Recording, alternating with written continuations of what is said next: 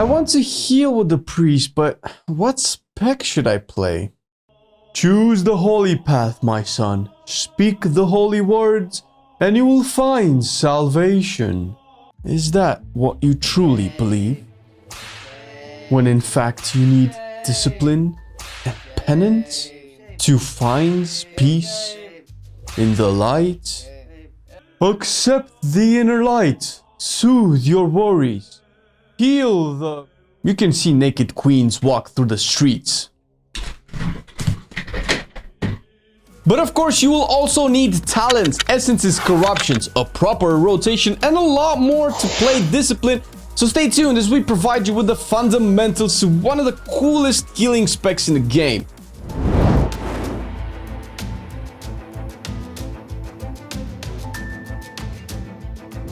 Starting with the talents, and oh, a good reminder as to what the spec is all about. Money, no damage. Get Schism, at least in BFA. This will blast your target with a bit of damage and increase your spell damage by 40% for 9 seconds. What this actually means is that during those 9 seconds you'll be healing. Having atonements prepared before having to press Schism is required and essentially turns Schism into a little healing cooldown. Increasing your DPS is also noteworthy as a mechanic since, yes, Discipline will do decent damage and they have to. Moving down, take Angelic Feather. Priest is the proud member of the WCC Club, also known as the wheelchair classes, when it comes to mobility. I know, right? What mobility? Well, you can put a feather down, step on it, and get your ass out of there. Problem should be solved. It's not? Well, too bad, because that's all you are getting, and you better get it, because otherwise, have fun running after Rathian. Third row is where you have options. Barward Solace is still the best one to take here. It's simple to use, pairs up with Schism very nicely, transferring a bunch of healing through its damage.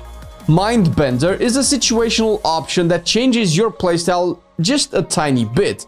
If you get this one, you also want the Vision of Perfection Minor, since that way you reduce its cooldown to have it pair up with Evangelism for every other cast. The idea behind Mindbender is that you can pop 2 Radiances, then pop Mindbender, and still have all of these ready for when Evangelism eventually comes off cooldown. This changes your throughput profile a bit, so, be aware of it. Moving to the 4th row, take Shining Force. This has the most uses out of all options here. Although reducing your fear cooldown by 50% can be a good niche if the situation demands it, Shining Force, however, lets you also deal with boss ads and dungeon trash where you need to knock out of stuff, like Sanguine. Otherwise, both Shining Force and Psychic Voice are good ways to deal with things from beyond. Next up, take Sins of the Many as your standard option. It increases your damage based on how many people have Atonement on, scaling disproportionately, meaning the more people have Atonements, the less damage you get from this talent. It's still overall the best universal pick here. Alternatively, Shadow Covenant can be a on-demand AoE heal on a very short cooldown. It leaves a healing absorb on targets, meaning the effective healing is less than it would seem. It's good in oh shit situations where people in your group are taking damage and you don't have enough globals to keep everybody up. One thing to keep in mind is that logs will overvalue this option, since it heals for X amount, but also absorbs 50% of that healing for the next 6 seconds, means that if you or anyone else continuously have to heal the affected target, that healing is wasted. Doesn't mean it's bad, it just means that on the meters the healing stolen from the absorb is not shown or counted, so the talent can seem to perform better than it will actually perform. For the 6th tier, essentially all options can perform, but in very specific situations. Halo works really well if you can and want to hit a lot of targets. It both heals and damages everything depending if they are friendly or not. This can be good when everyone is spread and taking damage, and also there are ads that can be damaged as well. Might be a bit dangerous in dungeons where this could accidentally pull unwanted packs, since the range is pretty big. Purge the Wicked still is the universal choice here. It empowers your dot that is responsible for a decent amount of damage and healing over time on your group. Penance can also spread this to another mob, saving you a few globals here and there because you do want to dot everything. Divine Star expects people to be very stacked as well as the mob stacked so you can get maximum value out of it. If you can meet these conditions, then go for it, pick it. Lastly, we have two options once again depending on the content you are doing. For raids, take Evangelism. This is a play-defining talent that gives you the raid healing you need to be efficient. This is realistically your biggest healing cooldown but needs to be played properly for maximum efficiency. This entails you spreading a bunch of atonements and extending them with Evangelism, followed up by dealing as much damage as you can in that short window, converting all of that into healing. Pretty cool actually, and one of my personal favorite talents. Lenience is the dungeon alternative since Evangelism doesn't really help here. Lenience, however, reduces the damage your atonement-affected party members take. The value of this isn't shown on the meters, but you can think of it as 3% healing you could do but don't have to. It's healing you don't spend mana on, globals to cast it, or even think about it.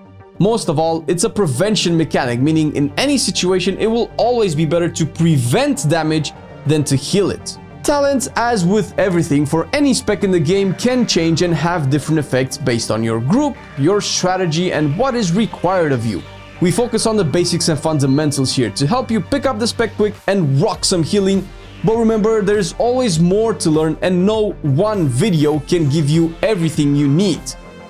Or at least that's what my therapist says.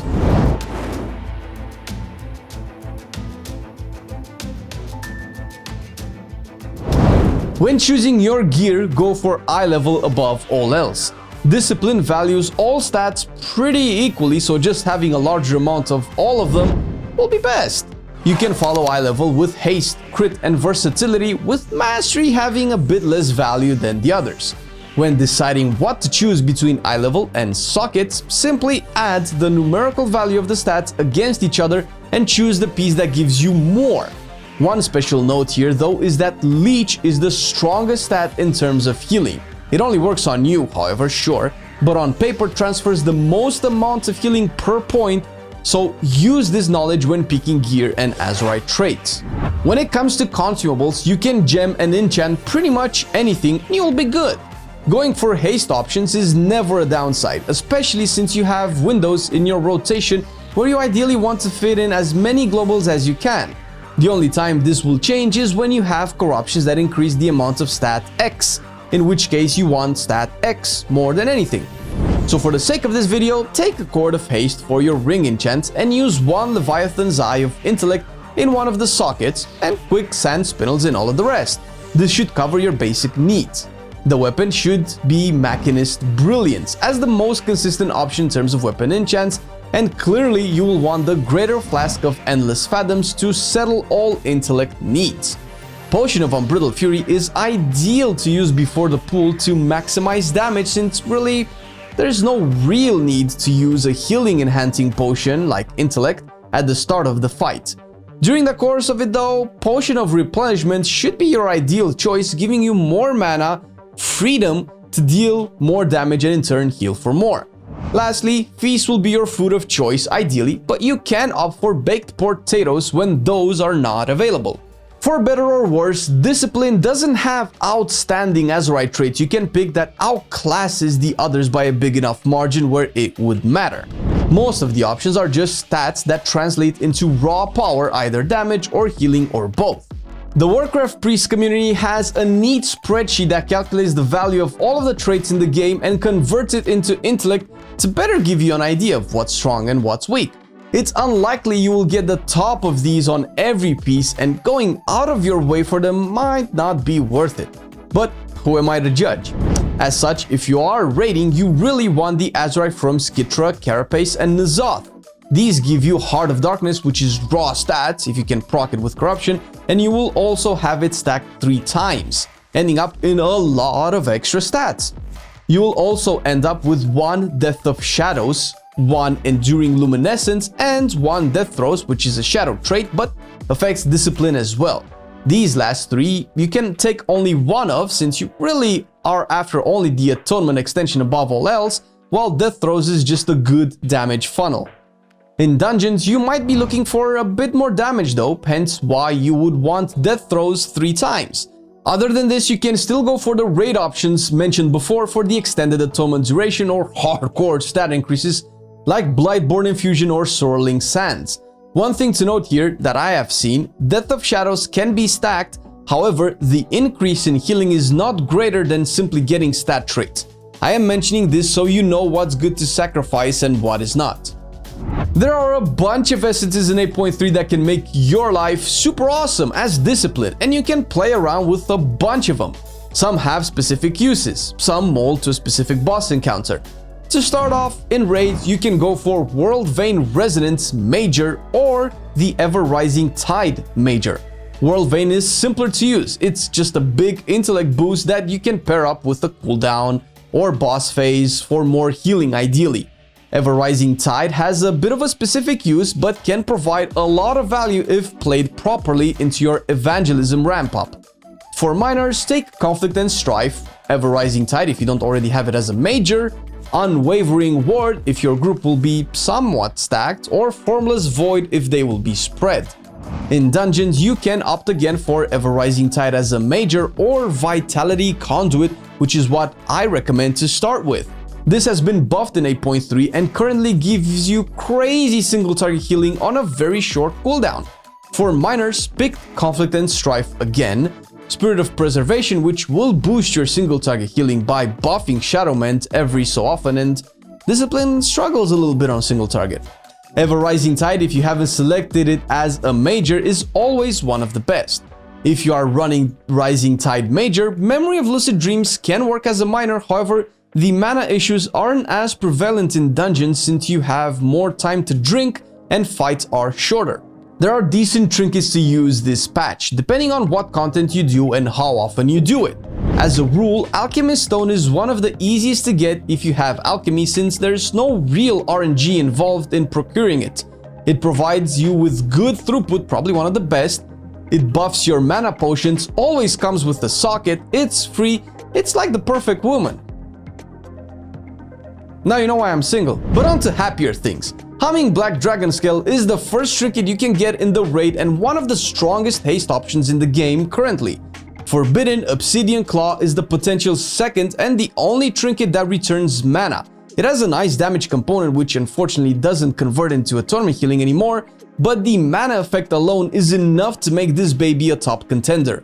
Lastly, Manifesto of Madness from N'Zoth is one of your best options. It has a tricky way of being used, but once you get accustomed to that, well, numbers speak for themselves.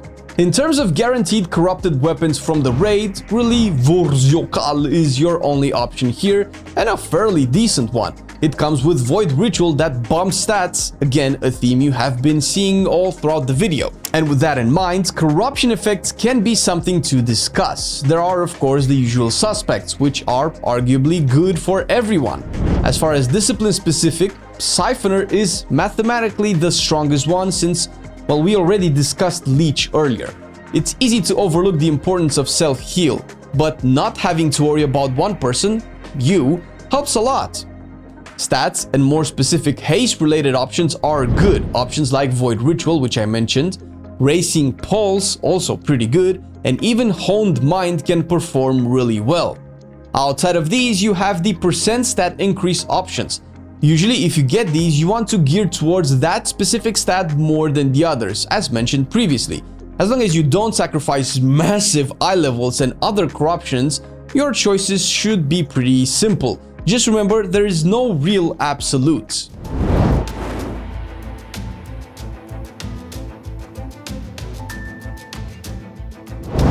When in raids, the healing depends on the damage intake since you need to preemptively have atonement out. A good rotation to put you in the right mindset is the evangelism ramp rotation. You want to put out anywhere between 2 to 7 atonements out with shields or mends, depending on how much healing is needed. Cast the Ever Rising Tide Essence next, apply 3 more atonements, same as before, use Radiance twice a few seconds before the damage to your raid hits, pop Evangelism, pop Shadow Fiend, use Schism and Power Word Solace quick after. Penance next, then spam smites and penance and power word solaces as they come off cooldown. The idea here is to time the solace hit to hit after the raid has taken the damage to the best of your ability, which will not always happen, but you don't want to find yourself with your raid at half HP and you just started to pump shields out. This mentality should give you an idea as to how to approach discipline. Prepare for incoming damage, and once it hits, start DPSing to heal your group. And speaking of DPS, the normal rotation is not that complicated and you saw bits of it before. You want to make sure you have Pain or Purge on all of the targets present within reason, aka you don't want to dot 30 mobs and have your group die before you are done. Schism is always the start of your DPS window after your group had Atonement up, then Solace on cooldown, cast Penance on cooldown, and fill in with Smite. That's it. Nothing extra complicated. The hard part is knowing when the damage hits so you can prepare for it. When you're doing a key, if your group is taking medium to low amount of damage, apply atonements with your power word shield and just DPS. When they are taking high amounts of damage, depending on how many need healing, spam Shadow Word Mends or quickly cast a Radiance for 5 atonements and start your Schism DPS rotation. Similar to raiding, think of your Shadow Fiend or Mindbender as a healing cooldown and use it accordingly. Remember to have atonements out prior to using it. This just scrapes the surface for discipline. In researching the spec, I have found the community has theory crafted and published so much information that it got all my nerd senses tingling. Check out the Warcraft Priest community on Discord for in-depth knowledge and more options when you build your priest. A special thank you to Clandon who helped us with the guide, also the author of the Icy Veins guide and one of the biggest discipline figures in the community. Much love, my man. And we cannot forget our Patreons and their constant support. Love you guys and appreciate you each day. If you want to know more about it and even support us in any way, check the link down below, where you will also find our Teespring link. That's right, we got all new merch, all new hand-drawn designs by Marcelian. Believe it or not, I mean, I never knew he could do this. Shit, it's pretty cool. Like, why is he still playing WoW? I don't know. Thanks for watching the video and see you in the next one.